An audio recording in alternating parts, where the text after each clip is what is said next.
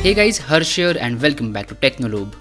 Ever since Redmi Note 7 Pro came out, the number one video that I have been wanting to make is the low light photography test. I did not want to rush into anything, that's why I took my time, and today finally let's talk about the low light photos from Redmi Note 7 Pro. Without wasting any more time, let's begin.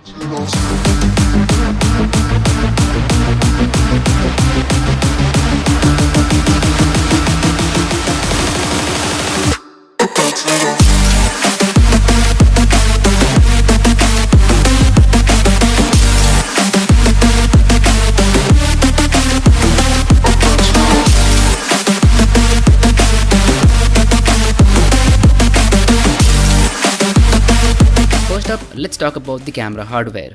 On the rear side, there are a couple of cameras. The primary sensor is the 48 megapixel Sony IMX586 with an aperture of f1.8.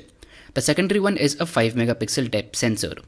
When it comes to low light photos from the rear camera, Redmi Note 7 Pro actually does a very good job. The photos have a good amount of exposure in them, the colors don't pop out too much nor are they on the muted side, which is a very good thing. So the saturation level is just on point and the colors feel very natural, which I particularly like. The detail level is also decent enough for a phone in this price segment. Even the dynamic range is decent enough when it comes to low light photography. Now, if you're thinking that the 48 megapixel sensor does wonders in terms of low light photography, then sorry to burst your bubble, but that's nowhere near the truth. One would expect the 48 megapixel sensor to produce high quality images in low lighting conditions, but I actually did not notice any major difference between the normal 12 megapixel mode and the high quality 48 megapixel mode. With that being said, what really helps this phone perform so good in terms of low light photography is the night mode. So night mode takes a couple of extra seconds to process the image, but boy are those couple of extra seconds worth it. I ended up clicking 90% of the photos in low lighting conditions using the night mode itself. Night mode also reduces the noise in the images, which is awesome. Now it is not as good as night sight on Pixel 3, but having a dedicated night mode at this price segment is kind of awesome. One more place where I was surprised is in terms of portrait mode.